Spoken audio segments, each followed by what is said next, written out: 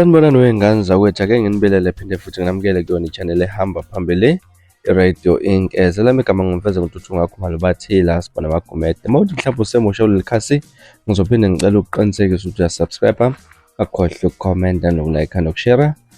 Okuyikhona okukhulu kunakho konke wey'ngane zakwethu, kulindeleke ukuthi kuhlonishwe izikakhe ezaqala umculo maskandi emcimbini ohlelwa umculo maskandi ukhuzana eNdlamlenze Mpungose ezobanjwa kwesine igcwalisa White Spring Picnic i-All White. Umcimbi-ke wanonyaka uzoba se-Kings Park eThekwini ngoNovemba mhla ka-8. Ekhuluma ngezinhlelo zokuqala uveza ukuthi amathikithi azoqala ukudayisa ngenyanga ezayo, futhi abalandeli abazozikhethela abaculi abazonandisa. Uthe konke kubalulekile kunakho konke ukuthi umcimbi walo nyaka kuzohlonishwa izikakha zabaculi ababa nesandla ekuqaleni umculo kamaskandi.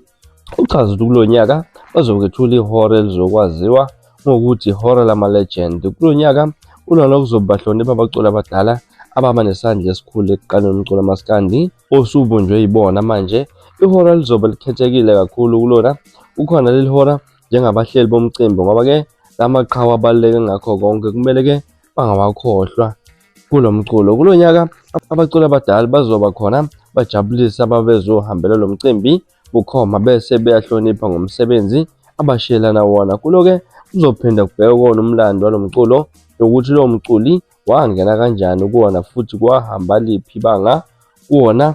Uchaze eNdlamlenze uthe okunye ngalo mcimbi okubalulekile ukuthi abalandeli bamaskandi bazothola ithuba lokuthi bavotele abaculi ababathandayo abazoba ingxenye yomcimbi walo nyaka. Abalandeli abazoba vote ngayo bakhethe ukuthi babuyisele emphakathini njengoba-ke banomgomo ukuthi kufake isandla la kudingeka khona ngayo. Bazosiza abafundi abafuna ukufunda kodwa bangakwazi ukukhokha izindleko zabo ze-NSFAS. Abaculi abazovotela kumele-ke abe nengoma esilalele okungenani izikhathi eziyisigidi i-1 million noma-ke ngabe yamuphi unyaka. Yonke imali iqoqa ngalezo zikhokhela ze-SMS izoya esikhwameni sabo esaziwa uke-Student Support Fund, okusho ukuthi-ke izosetshenziswa ngokuphelele ukusiza abafundi abazoqoka ngokucophelela abadinga usizo lwezimali.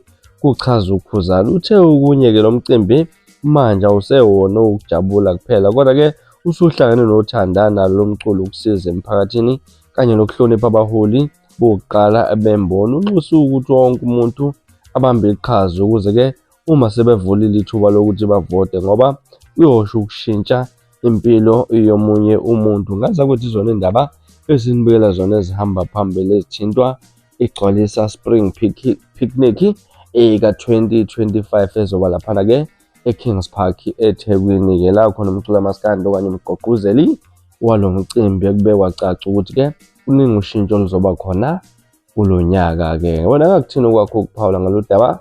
Ake sivele hlana comment section ke ngizwe olwakho uvo ngalolu daba. Mina ngilasibona wey'ngane zakwethu engiphuma njena kube ngiyanithembisa unyabuye futhi nezinye izindaba ezilandelayo kwevideo elandelayo. Kwakho ukusubscribe niziphathe kahle nibe nosuku lomnandi, nginithanda khona.